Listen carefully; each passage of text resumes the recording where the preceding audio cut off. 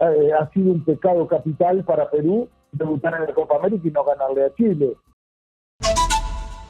Vamos a conversar con nuestro amigo Pablo Castro. Dorival Junior, eres un desastre. Pablo, ¿qué tal? ¿Cómo estás? Buenas tardes, Gonzalo te saluda. ¿Qué tal, Gonzalo? ¿Cómo están? Bien, bien, para bien. todos ahí. Te gusta escucharlos, un placer. Así es. Como siempre discutiendo en esta mesa. Discutiendo porque nuestro Sí, está muy amigo, bueno. colega Carlos Panés despotrica cada vez que puede Bielsa. Lo Pero lo ama odia, Uruguay. Lo odia. Ama a Uruguay, ¿ah? O sea, Odia, no es pero- nada contra el país, por el contrario, él es un No, al uruguayo más. contrario, al O contrario. sea, Claro. si por él fuera que Bielsa venga al Perú y que Fossati vaya a Uruguay. Orientales, la patria o la tumba. Ahí está. Libertad o con gloria a Lo que pasa morir. Llévatelo. En América, nosotros tenemos un problema, Gonzalo. Acá en Uruguay tenemos un gran problema. Uruguay, con la historia que ha escrito en el fútbol, siempre es el chiquito molesto. Es el chiquito molesto de la familia. Contra Argentina y contra Brasil, todo el mundo rinde pleitesía. Pero Uruguay es el país al que todo el resto de los países sudamericanos le quieren ganar. Y no han podido muchas veces. Entonces, entendemos que somos el chiquito molesto de la familia, pero bueno, es un rol que nos tocó jugar como país pequeño, con 3 millones de habitantes, pero con una rica historia futbolística. Cada vez que se pone una meta a algún otro país sudamericano, al primero que hay que intentar voltear es a Uruguay, ¿no? Claro. O sea, hay formación, ¿no? Salen jugadores en Uruguay. Y en estos últimos años han sacado excelentes jugadores. Y creo yo que esa ha sido la razón por la que Bielsa dijo, voy a Uruguay. Hay jugadores, jóvenes. Creo que estoy para hacer un lindo equipo. Porque si no, o sea, Bielsa no iba a ir a Chile, porque no tiene jugadores. No iba a ir a Perú, así le ofrezcan más que Uruguay. Bielsa siempre trata de ir donde hay madera. Me parece que con esta generación que tiene, que juega al fútbol, que juega bien al fútbol, ¿no? Se adecua perfectamente a lo que quiere el entrenador. Y son jugadores jóvenes que triunfan en Europa, ¿no? Y hoy día vemos a Darwin Núñez, vemos a Ugarte, vemos a Bentancur, vemos a... O sea, esta generación creo que tiene para hacer historia en el Mundial. Y tiene un excelente entrenador. Lo reconoce todo el mundo. Todo el mundo. O sea, más allá de entrenador, es un tipo muy inteligente. Muy inteligente. O sea, y pregona, creo yo, como el ejemplo. No anda en tonteras. Es un profesional a carta cabal, a veces demasiado exigente, obsesivo, dicen. Pero creo que hoy ustedes tienen un entrenador de lujo, para mí. Para mí. Porque si no, creo Mira, yo... Gonzalo, el otro día FIFA, sí. Sí, no, sigue, Pablo, ahora sí todo tuyo. No, te decía que el otro día FIFA hizo un recuento de los jugadores en promedio de edad madura dentro de la Copa América, que son los que andan en los 25, entre los 25 y los 27 años. Tomó como ejemplo el Mundial Sub-20 de Corea en 2017, justamente un mundial en el que tuve el gusto de ver a Uruguay meterse entre los 4 mejores, aunque perdimos la semifinal contra Venezuela, y muchos ahora se sorprenden con Venezuela. Casualmente, de los jugadores que están jugando hoy Copa América, que jugaron la fase de grupos de Copa América, de aquel Mundial Sub-17, de Sub-20, perdón, del 2017, Uruguay es la selección que tiene más futbolistas ya consolidados en el primer equipo, 6. ¿Sabés cuál es la segunda selección? Venezuela, con 5. Venezuela fue finalista de aquel Mundial Sub-17, nos eliminó por penales en la semifinal, jugó la final con Inglaterra y la perdió, pero era una generación que ahora está dando frutos en Venezuela justamente, no solamente porque tiene un muy buen entrenador, sino porque había un trabajo estructural y de base que venía de mucho tiempo, que dio sus frutos en aquel momento en la selección sub-20 que dirigía Dudamel y ahora en esta selección mayor. Uruguay con 6 jugadores, Venezuela con 5 son los dos que están mejor representados en esa generación considerada madura de los jugadores de 26 y 27 años. Claro, pero creo que Uruguay no conformaba una mitad de cancha como la que tiene ahora hace muchos años, ¿no? O sea, Cambiamos estábamos de- más acostumbrados la calidad a los de- Gargano, Al Ruso Pérez, al el Ruso elegido Pérez, Arévalo. todos muy corredores, muy luchadores, de una dinámica tremenda, recuperadores de Marcadores. pelota, ¿no? Pierna fuerte, temperamento, no se le podía recriminar nada a esos jugadores, pero estos juegan al fútbol, estos saben jugar al fútbol. Entonces, se han encontrado con una mitad de cancha que, creo yo, para mí debe ser la mejor junto con Argentina y Sudamérica. Esos jugadores que vos mencionás, Gonzalo, son los de la vieja idiosincrasia del fútbol uruguayo. Acá cuando un equipo uruguayo anda complicado en un partido, se levanta algún veterano en la tribuna y le grita, vamos a meter, che.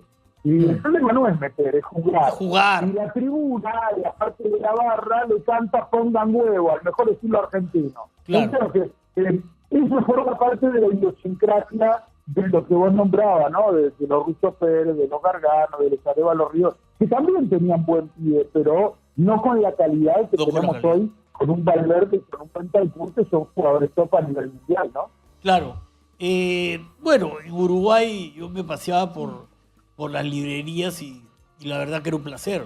O sea, escritores uruguayos, libros baratos, te dejaban y te prestaban los libros para quedarte 2 horas leyendo. Hay cultura futbolística. Y de alguna manera me empapé de lo que fue el fútbol uruguayo. Y el fútbol uruguayo comienza a priorizar de repente la garra y el temperamento a partir del maracanazo, ¿no? Pero hasta el maracanazo, un año antes ya le había ganado a Brasil 3 veces, ¿no? Amistosos, y venía con títulos porque jugaban bien al fútbol, eran artistas de la pelota. Eso es lo que decían en Europa. Estos son los mejores del mundo, decían. Estos son artistas de la pelota. Y bueno, justamente, ahora que se habla mucho de quién es el mejor jugador del mundo, quiénes son, se habla mucho de Maradona, se habla de Pelé, se habla de Leo Messi.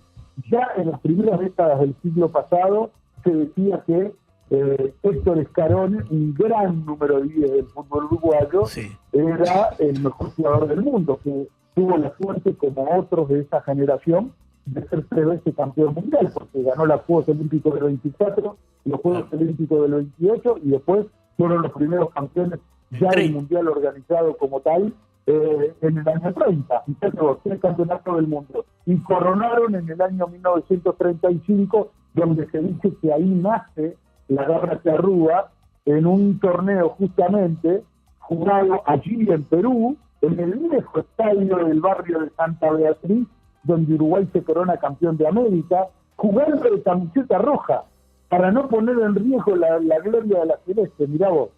Mira, y yo leí un libro que lo escribe un periodista joven, que dice La historia del fútbol uruguayo, ese sí me lo compré.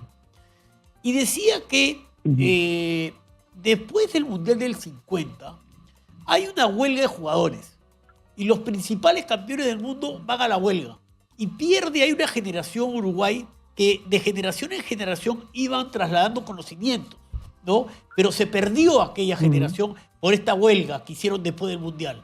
Cuéntanos un poco, de repente tú sabes más de esto. Bueno, no, en realidad la huelga fue al revés la historia. La huelga fue antes del año 50 y generó enormes problemas porque Uruguay tenía complicaciones tremendas a la hora de armar la selección. Es más, un jugador que no se había adherido a la huelga Le pasaba factura. el quien después terminó siendo el denominado León de Maracaná, Matías González, un zaguero derecho. El capitán Aurelio Varela, Sí. en aquel tiempo el capitán del equipo mandaba prácticamente, era el dueño del vestuario, mandaba Sí. más que el entrenador, ¿no? Claro. Entonces, los jugadores de la selección sabían que necesitaban un zaguero como Matías González. Matías González no había adherido a la huelga. Normalmente, como se le dice por aquí, a quienes no habían adherido a la huelga, estaba tildado de carnet en la jerga Claro. trabajadora. Por lo tanto, yo entendía que no tenía que jugar el Mundial del 50. Aurelio Varela, sabiendo, conocedor de lo que el equipo tenía y de lo que al equipo le faltaba, lo fue a buscar y le dijo, usted tiene que jugar el Mundial, va a entrar al vestuario conmigo y nadie le va a decir absolutamente nada. Y llegó Odulio Varela con Matías González al vestuario, entró al vestuario, fue su casillero de toda la vida, todo el mundo agachó la cabeza y a partir de ese momento fue un compañero más. Pablo, no sé si coincide cuando Gonzalo, durante esta semana sobre todo, ha dicho que Uruguay no tiene técnicos, no tiene directores técnicos y por eso ha tenido que recurrir a Marcelo Bielsa y ha dicho abiertamente que lo quiere afuera a Jorge Fossati de la selección peruana. ¿Qué opinión te merece?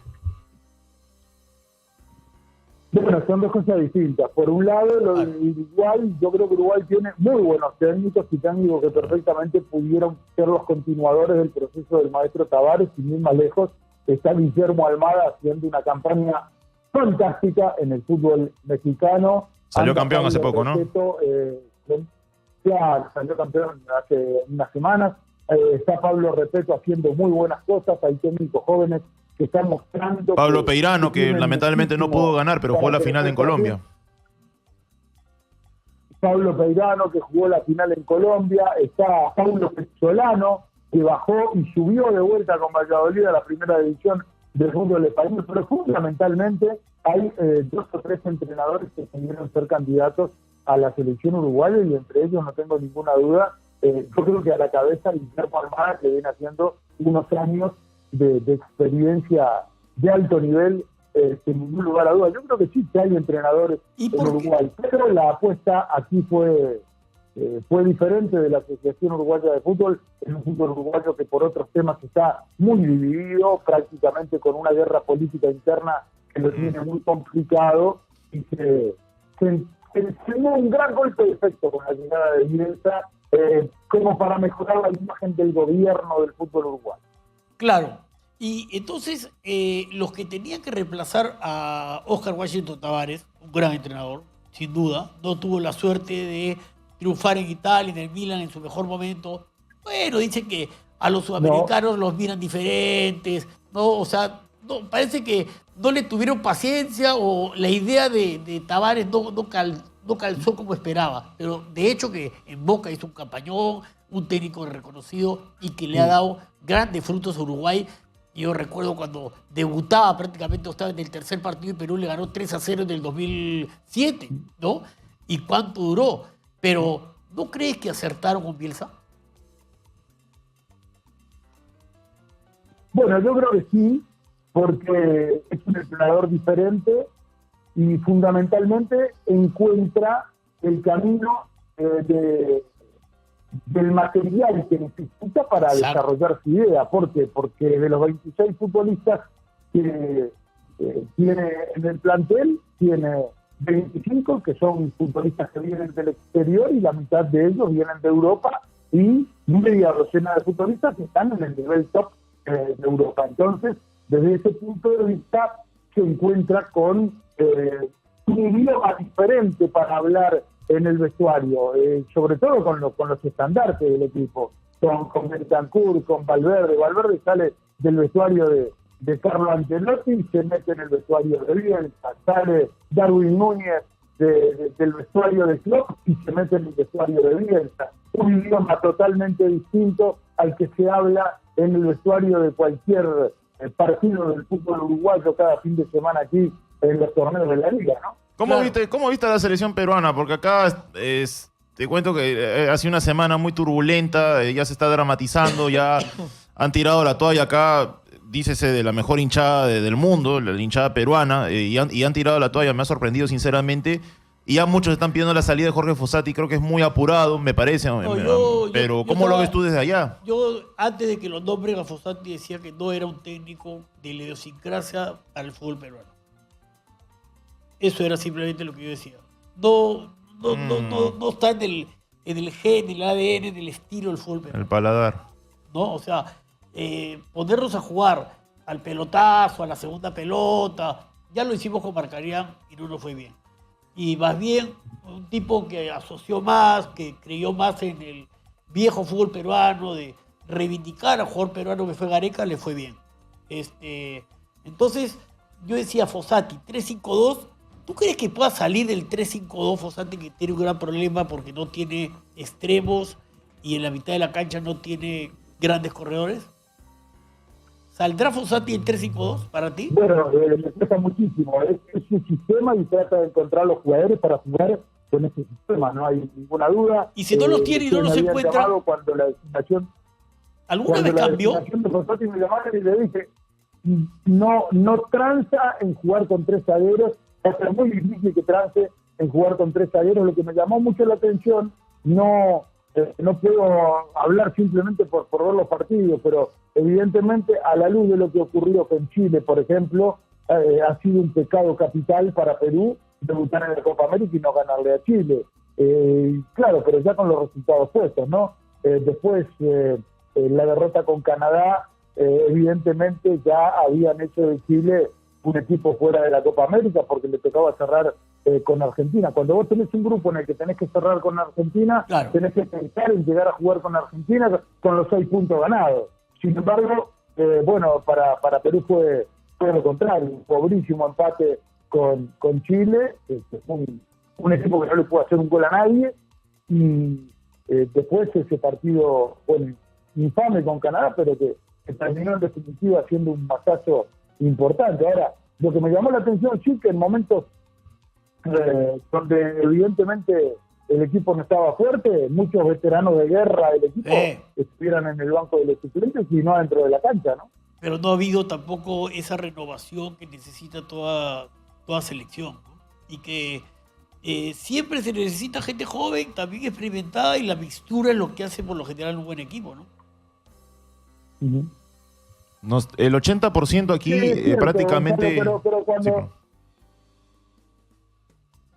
No, te iba a decir que sí, que es cierto que la mixtura es lo más importante, pero hay un viejo axioma en el fútbol que dice que cuando el equipo no está armado, cuando las cosas no salen, los que tienen el lomo curtido, los que tienen la experiencia y la trayectoria, es mucho más fácil tirarle la mochila encima que a los chiquilines ponerlos como salvadores, ¿no?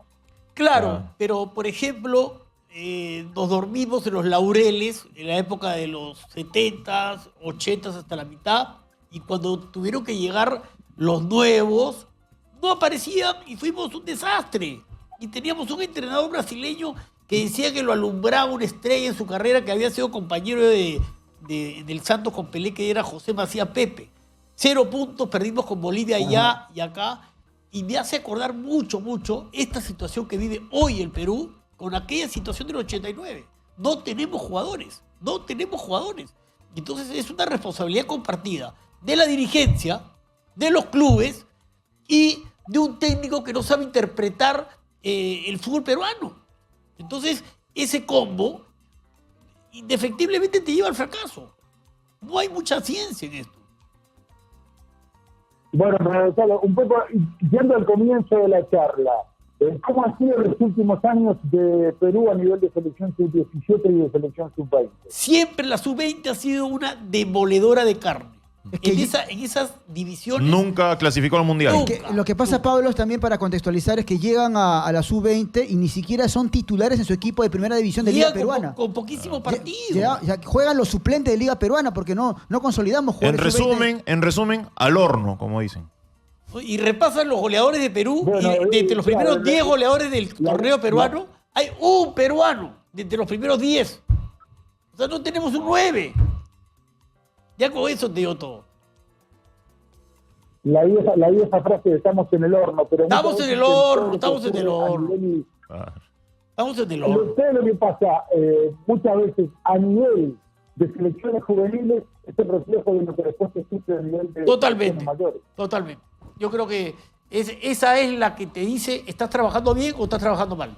Y históricamente esa categoría ha sido desastrosa para todos los entrenadores. Y curiosamente, el equipo que clasifica al Mundial venía a hacer una buena sub-20 en el 2013, en Argentina, con algunos elementos que Gareca luego los colocó en el equipo principal y respondieron. Pero ahora sí... Clasificaron a la siguiente ronda. Y claro, llegaron al hexagonal, Pablo, pero se quedaron por poquito ante Chile. generación. Pablo, el Sí. 80% prácticamente da por perdido el partido de septiembre, cuando se reinicien las eliminatorias con Colombia de local y con Ecuador de visita.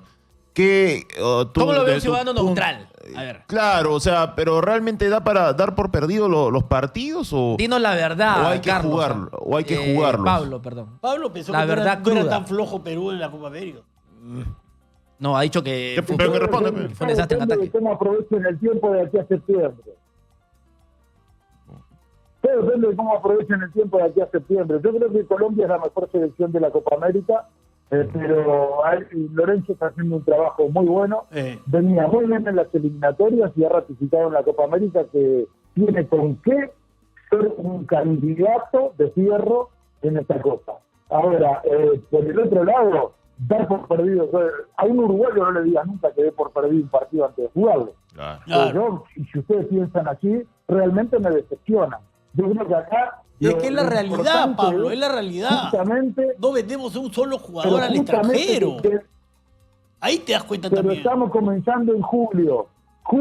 Claro. Todo julio, todo agosto y algo de septiembre. Hay tiempo para trabajar. Claro. Para trabajar con buenos Seguramente jugadores, va a pero si no costar tienes a los buenos jugadores, te demora 7 años en sacar buenos jugadores. No, ya no hay partidos acá hace Si tiempo. no tenés buenos jugadores, tenés que armar un equipo de obreros que sea equipo y de batalla en todos lados. Ahí está, eso, Ya, y con esa Escúchenlo, receta, Pablo. fuimos a la Copa América. No, pero me A gusta esta luchar. frase. ¿Y sabes cuántas situaciones de gol generó Perú en esa Copa América? 4. No caímos goleados. Situaciones de gol. Acá se decía que Chile nos iba a golear. Ni un gol. 0-0 terminó. Ni un gol. Es que el problema fue Dijeron la que Canadá percepción. eran aviones que nunca íbamos a poder alcanzar. Bueno, con la justa nos ganó 1-0 y con uno menos porque nos expulsaron a Araujo.